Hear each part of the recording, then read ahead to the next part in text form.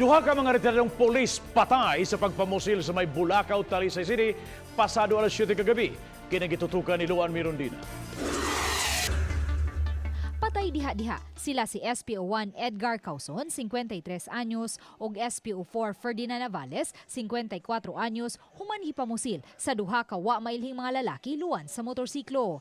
Matud sa asawa ni SPO4 Navales, nangumpra sila sa iyang bana sa usa ka mall sa Bulacau, Talisay, ug nananghid kini nga makikita sa usa ka higala nga retiradong pulis usab kay mga pisila sa usa ka coffee shop. Apan nahibong na lang si Josephine nganong di na motubag ang iyang bana sa iyang mga tawag. Mao jud to'y akong nakita ug ang akong nadungog sa mga tao nga ang akong bana naamong ragyod wa ragyod ko nay labot. Mo'y akong nadunggan sa mga tao nga nagtapok. Sakit kaayo.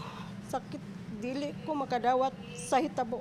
Ang iyang igsuon nga usa-usab ka retiradong pulis, si SPO4 Ernesto Navales miingon nga base sa mga nakakita sa panghitabo, usa ka pribadong sakyanan ang mibangga sa giluan ng motorsiklo sa duha ka mga biktima samtang padung kining mugawa sa parking area sa mall. Dihang natumba na ang motorsiklo, kalit nga gipamusil ang mga biktima sa duha ka mga suspitsado nga luwan usab og motorsiklo ug dayong sibat.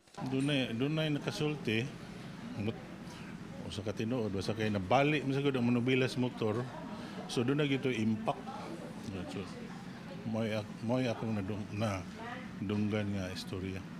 Mato ni Police Superintendent Marlo Conag, hepe sa Talisay City Police, nga tulo ka mga anggulo karon ang ilang gitutukan. Una, posibleng may kalambigitan kini sa panagsungi sa yuta nga nabaligya ni SPO4 Navales. O baka ang mga intel reports nga nalambigit sa illegal nga kalihukan si retired SPO1 Edgar Causon. O may kalambigitan kini sa trabaho kay ang duha ka mga retiradong pulis parehumang nadistino kaniado sa Provincial Anti-Illegal Drugs Special Operations Task Group. Yung unang anggulo doon, nadamay lang si Causon kay Navales. Doon naman sa land dispute threat.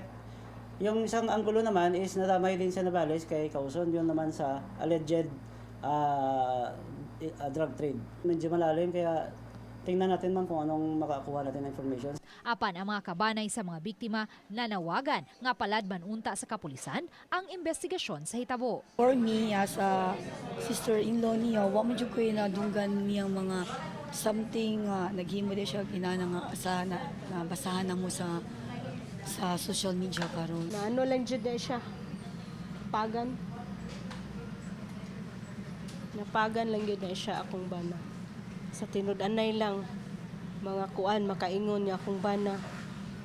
Limpi ginawa gid na ingon niya nagkuan na ng sana dihang mga drugs. Doon na ako'y mga lead, pero kinangan pa na akong i-validate.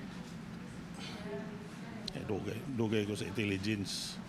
Nasahin ko intelligence, nasahin ko counter-intelligence, nahibaw ko unsay counter, kay unsay report against police, ako'y mo counter ana sa PIB.